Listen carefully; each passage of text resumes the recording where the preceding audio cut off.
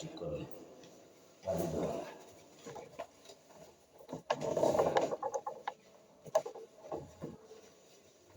বুঝছো এগুলো যাবে না ও ঠিক করতে পারে ঠিক করিয়া মঞ্চে এগুলো রাখি মানে হুজুরে বুঝাইরা হুজুরে বইলে হুজুরে তো দেখতে না মানুষরে হুজুরে মানে মানুষের দেখতে দেখি না কথা মানুষ তো দেখা দেখা যায় আগে তো আগে আপনার 14 বছর 17 বছর হয়ে গেছে তাই তো এই তো আপনার কাছে নেই নো এসে কমপ্রো ধরে তাই নো 1 বছর হলো তো জি জি আচ্ছা সামনে এখন বই গেছে সামনে সপ্তাহ থেকে খবর জি না হয় আর এখন বই গেছে সামনে সপ্তাহ থেকে হইটা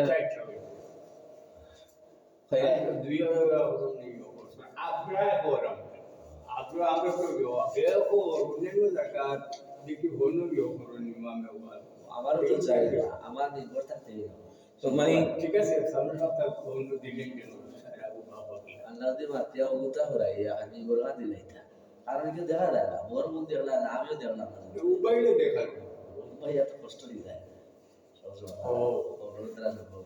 কিছু সময় তো উবাই না বাদে আবার মা বাবার নাম হলো বোয়া লাগে সাফা করে আমি উবাইয়া বয়ান দেওয়ার লাগি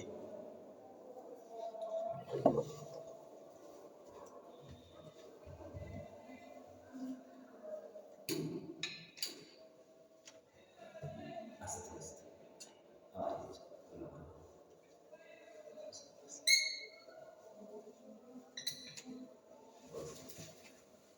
কি জানি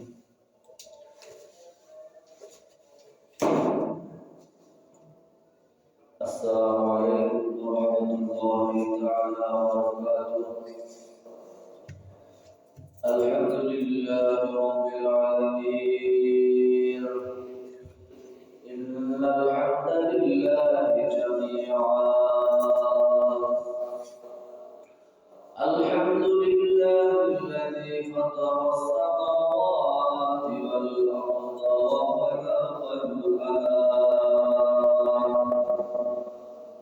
وشرع لكم من تكاليف العباد والأحكام أحمده حمدا كثيرا طيبا على الليالي والأيام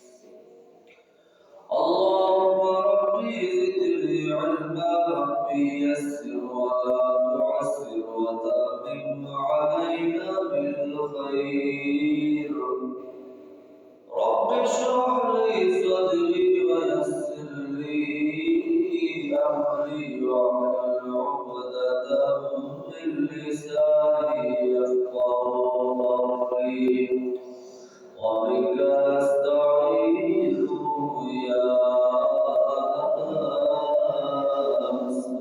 مستعان أما بعد فأعوذ بالله من الشيطان الرجيم بسم الله الرحمن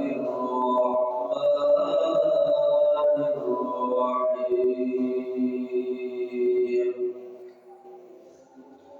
وعد الله الذين آمنوا منكم وعملوا الصالحات ليستخلفنهم في الأرض كما استخلف الذين من قبلهم وليمكنن لهم دينهم الذي ارتضى لهم وليبدلنهم من بعد خوفهم أمنا يعبدونني لا يشركون بي شيئا ومن كفر بعد ذلك فأولئك هم الفاسقون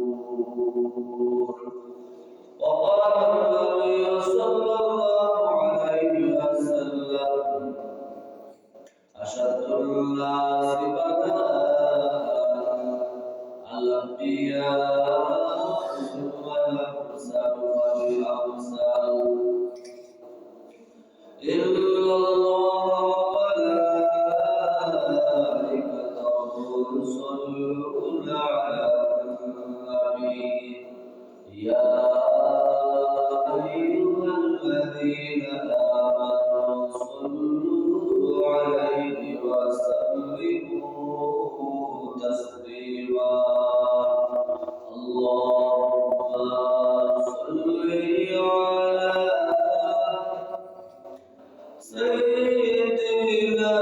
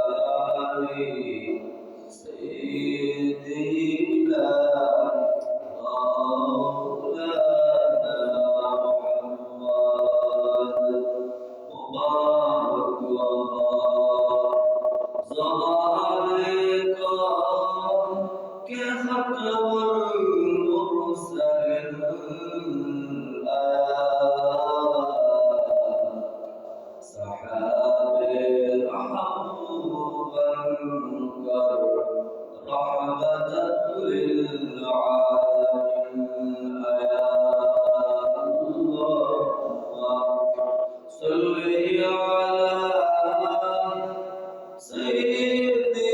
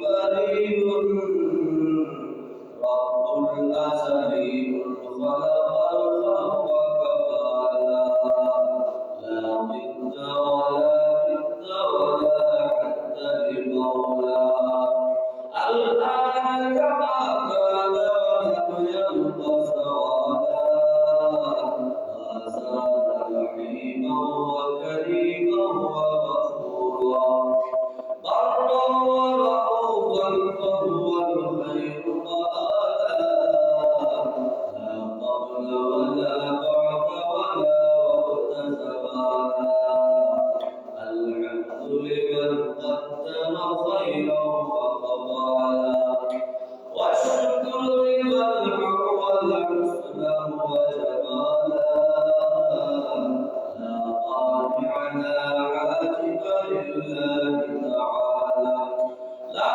شبه ولا شبيه لا كفو لمولى لا ولد ولا والد لا عم وطالا لا إله إلا الله لا إله إلا الله لا إله إلا الله لا إله إلا الله لا إله إلا الله لا إله إلا الله حسبي ربي جل الله في خلقي خير الله لا إله إلا الله لا إله إلا الله لا إله إلا الله سبحان الله والحمد لله لا إله إلا الله الله الله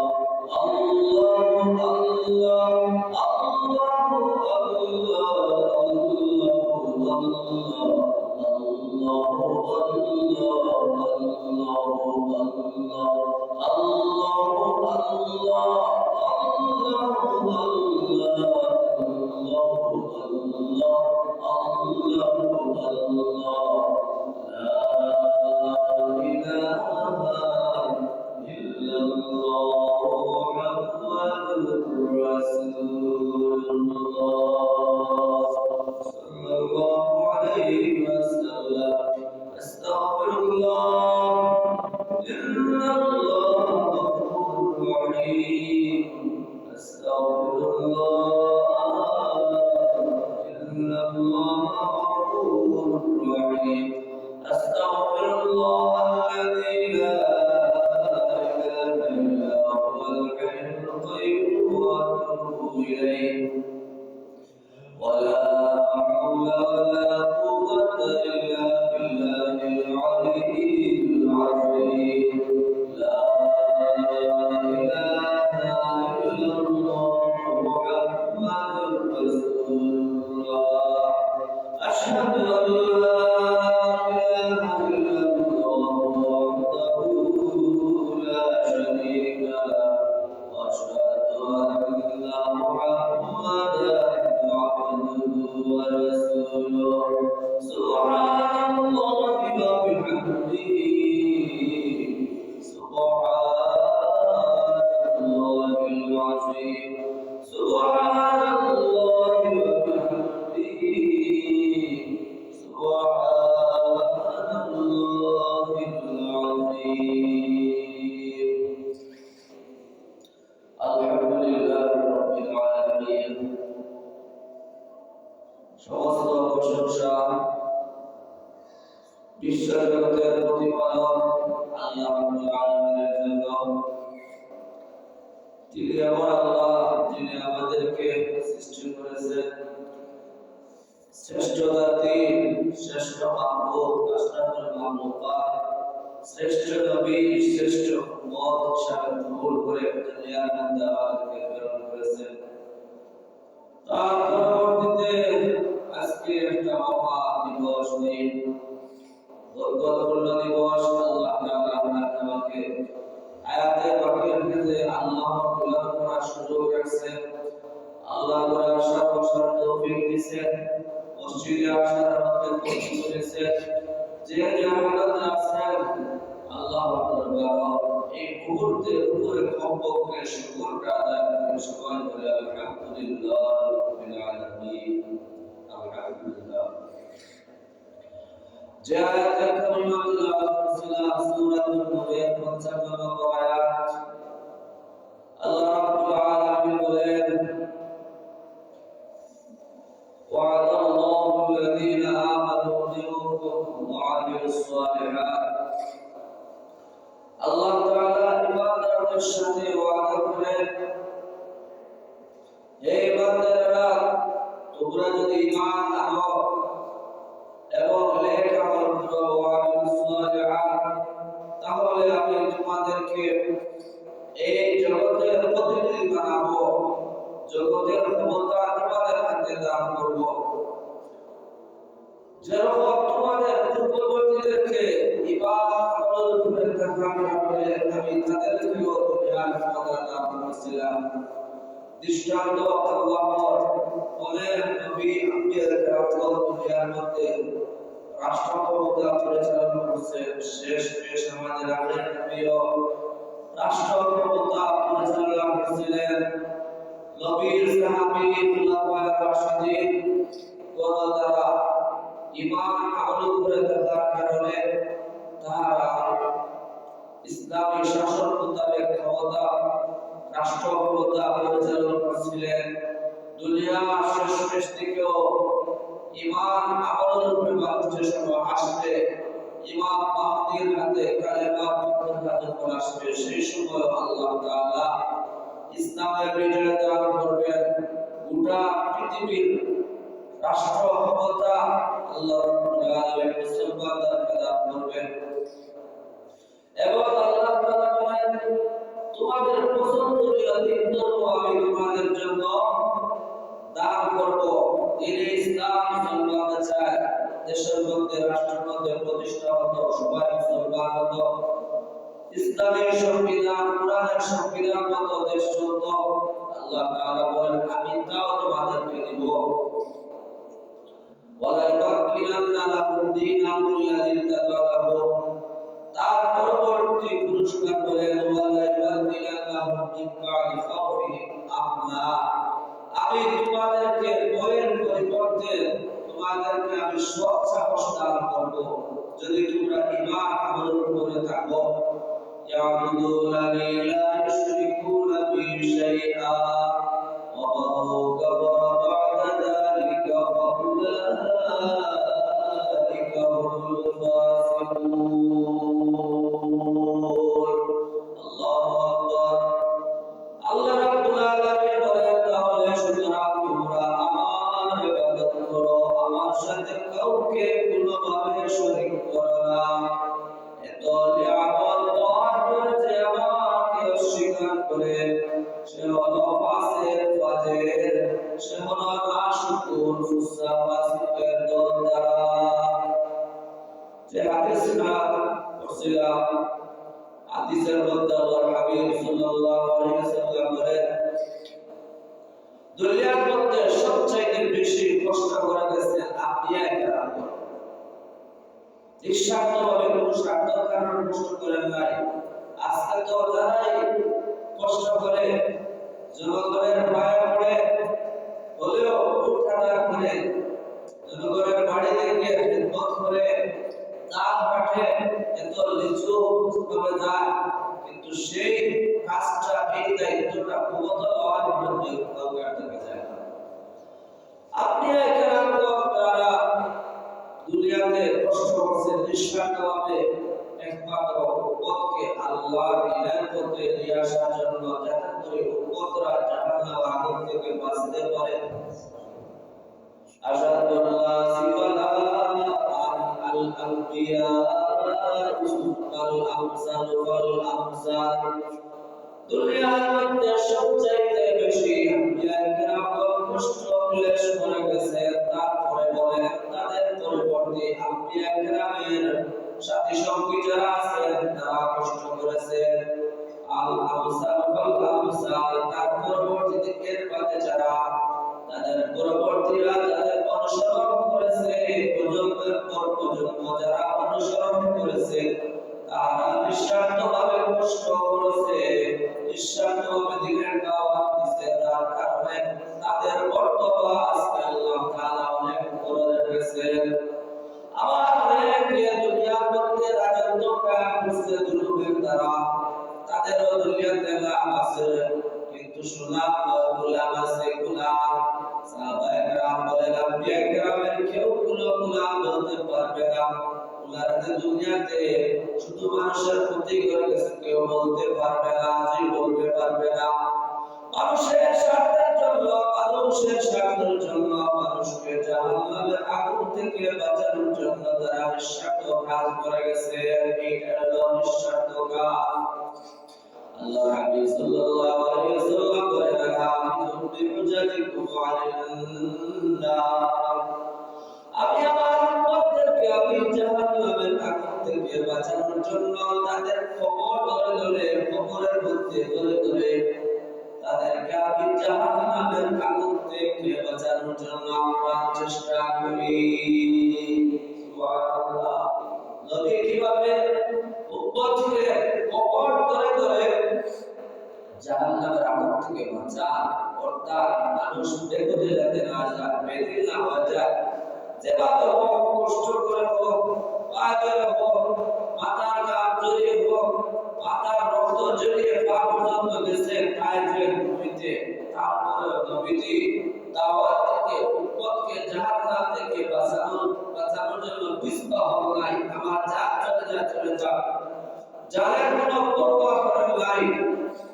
উম্মতকে জাহান্নাম থেকে একমাত্র বাঁচানোর এই নিঃস্বার্থ আপ্রাণ চেষ্টা করেছে। সুবহানাল্লাহ।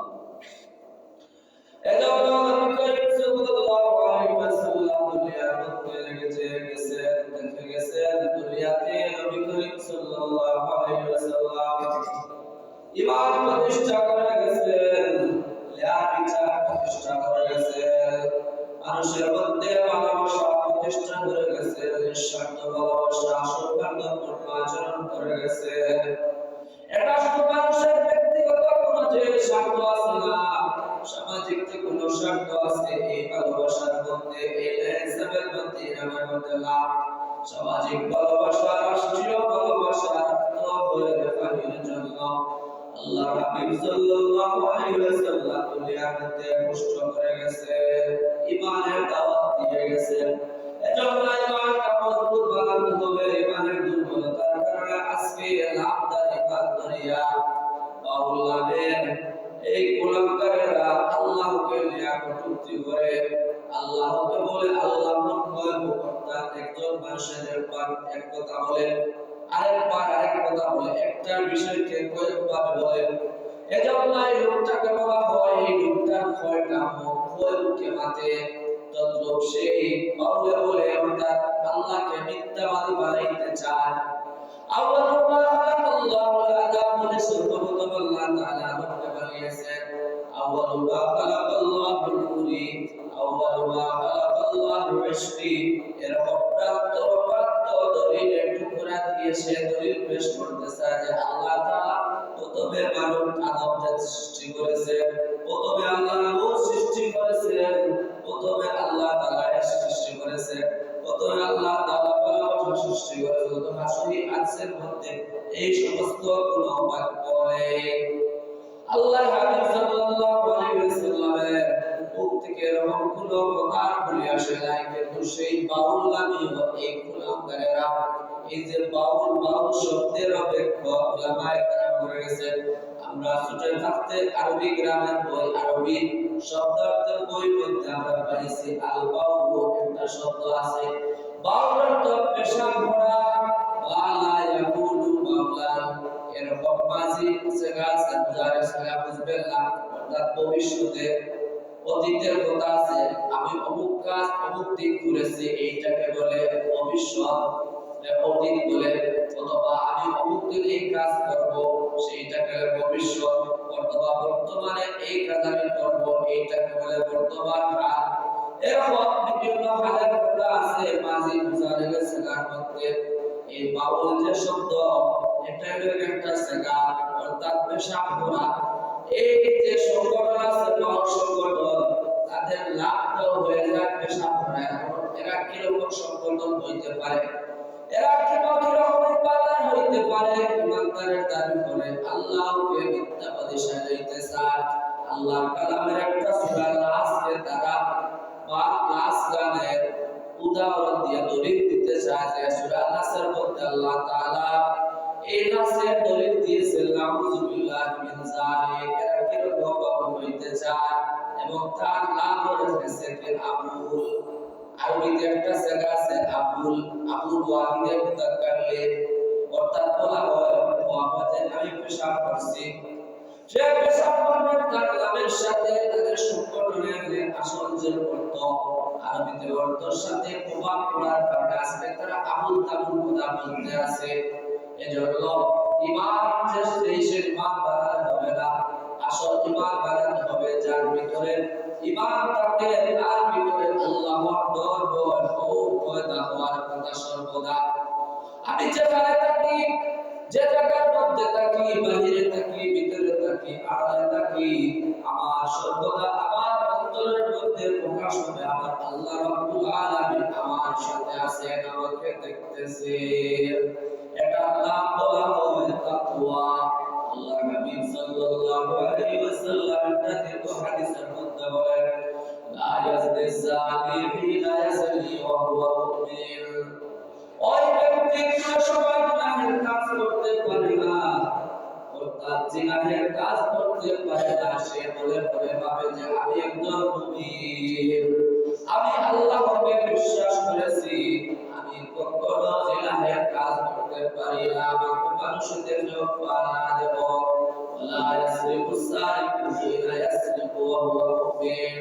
আল্লাহ হাবিব বলে চুরি করতে যায়, যে সময় মালিকের হাতে যে মালিকের মালের মধ্যে হাত দিবে, সেই সময় যদি তার মালের কথা আল্লাহর কথা স্মরণ হয়ে যায়, সে কোনো সময় সে চুরি করার কথা নয়। এই কয়েকদিন আগে একটা ঘটনা দেখছিলাম ভিডিওর মধ্যে, পাকিস্তানের একটা দিনে দুপুরে একজন দোকানদারের দোকানে গেছে ডাকাতি করার জন্য। দোকানদারকে চুরি চাকু অস্ত্র দেখিয়ে আর টাকা যা আছে সবকিছু লুট করে নিয়েছে, কিন্তু সেই দোকানদারের সাথে তার একটা ছোট্ট শিশু মাসুম বাচ্চা ছিল। সেই মাসুম বাচ্চার হাতে ললিপপ ছিল। এই ললিপপটা সে বাচ্চারা তো ললিপপ চকলেট এগুলো খায়, তাদের চাহিদা মিষ্টি, তাদের ভালো লাগে। বাচ্চাটা এই ললিপপ খাইতেছে, দেখতেছে, বুঝতেছে না যে বাবা কি জন্য এই অপরিচিত টাকা পয়সা দোকানের যাতে সব তার হাতে তুলে দিতেছে।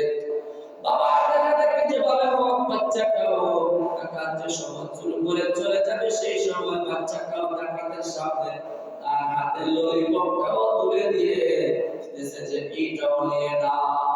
আল্লাহু আকবার। ডাকাতের ভিতরে আল্লাহ রাব্বুল আলামিন সেই সময় এমন কথা বলে করে দিলেন, এমন দয়ার কথা বলে করে দিলেন, সম্ভবত তার কোনো সন্তান আছে। এই বাবার সন্তান আছে, সম্ভবত এখানে আরেক বাবার সন্তানের এই হাত পাতার মধ্যে তার দিকে হাত বাড়িয়ে দিয়েছে দেওয়ার জন্য। তার ভিতরে তো দয়া করতেছে, দোকানদারের যত মাল সামান ছিল সব দিয়ে দিয়েছে, এমনকি সেই বাচ্চা রুমালের মধ্যে চুমু দিয়ে দোকান থেকে বেরিয়ে চলে গেছে। আল্লাহ, এই যে সামান্য একটা বাচ্চা মায়ের দিকে তাকিয়ে একজন ডাকাতি সমস্ত মাল মালিকদের ফেরত দিয়ে চলে যায়। যত একজন মানুষের ভিতরে যদি সত্যিকারের ঈমান থাকে, আল্লাহর ডর ভয় থাকে, সে কোনো সময় যত বড় চুরি যাক, যত আড়ালে যাক, যত প্রকাশ্যে যাক, তার মনের ভিতরে দিয়ে ডর ভয়টা পয়দা হয় যে না, আমার আল্লাহ একদম দেখতে আছেন। আমি এটা হাতের কি ক্ষমতা, আমার চাকুর কি ক্ষমতা, আমার পিস্তলের কি ক্ষমতা, আমার এই সমস্ত ক্ষমতা এক জায়গায় করলে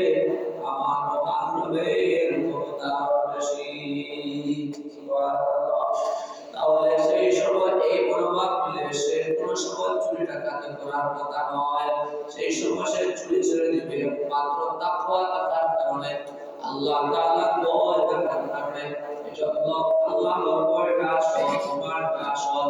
এজন্য আম্বিয়া কেরাম ইমান ভিত্তিক সমাজ দুনিয়ার মধ্যে প্রতিষ্ঠা করে গিয়েছিলেন, যার কারণে পরস্পরের সাহাবায়ে কেরামের ভালোবাসা মহব্বত ছিল।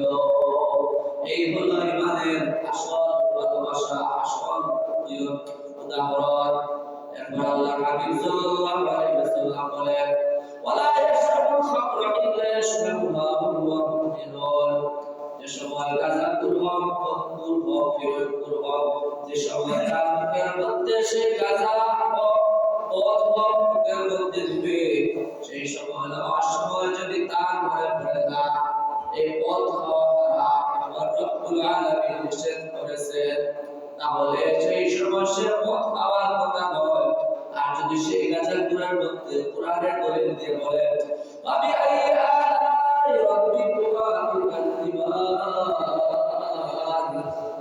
আল্লাহ তাআলা বলেছেন, তোমরা আমার নিয়ামতের কুল্লি নিয়ামতকে তোমরা অস্বীকার করো। দুনিয়ার যা কিছু আছে সব কি নিয়ামত।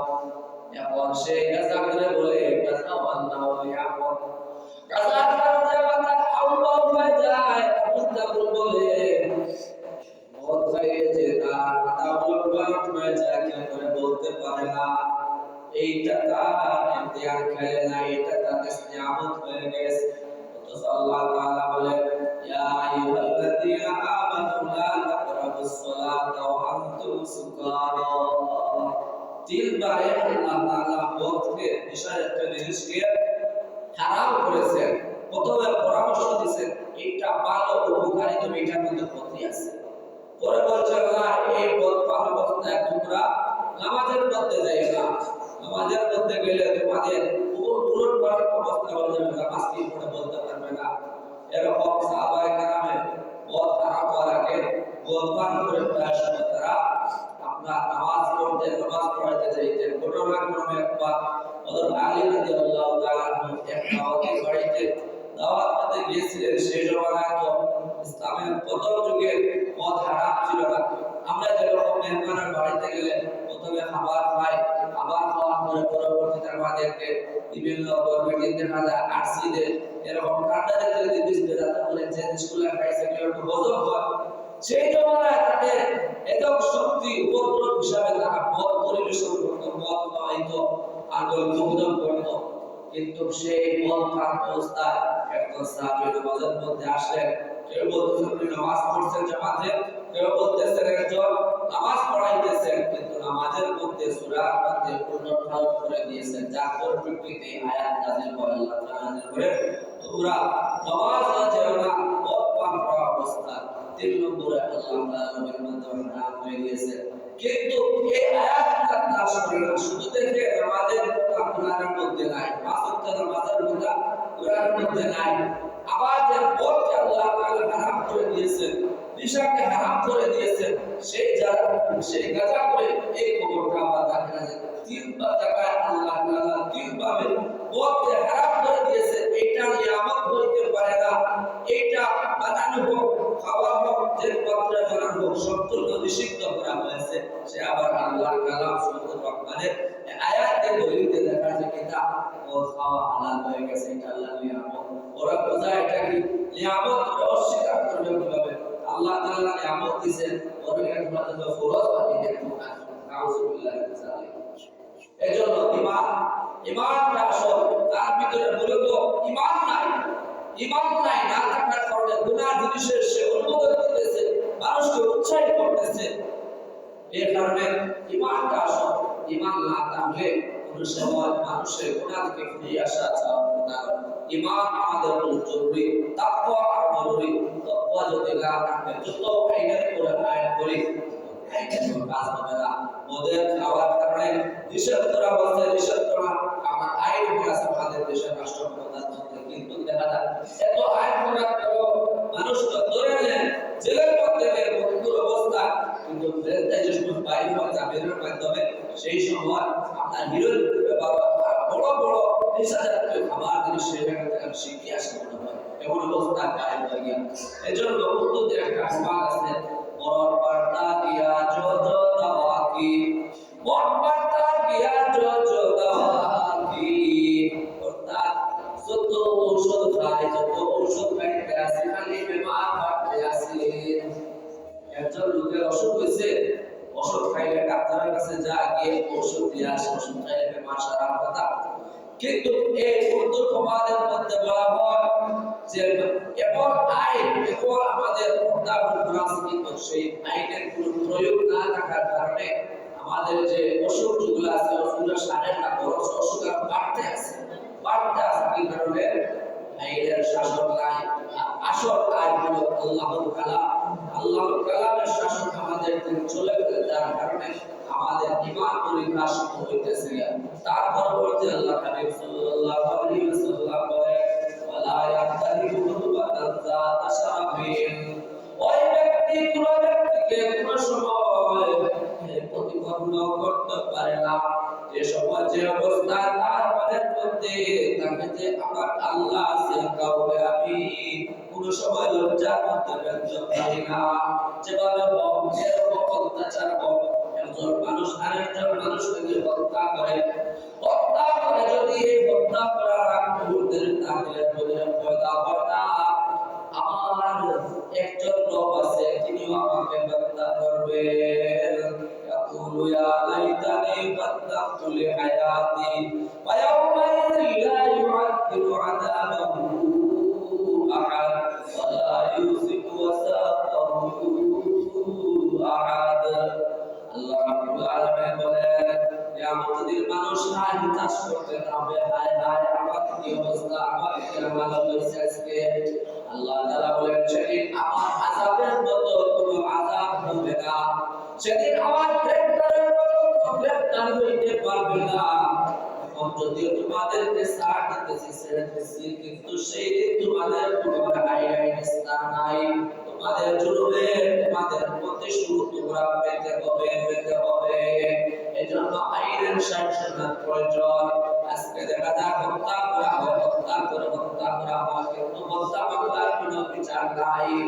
উকিলের বলকির বলতে সাক্ষীর পর সাক্ষী বলতে কোর্টের পর কোর্টের বলতে আপিল বিভাগের উপর থেকে খালি আপিল বিভাগ পদ্ধতিতে আছে, কিন্তু সেই হত্যাকারীর হত্যার কোনো বিচার হয় না।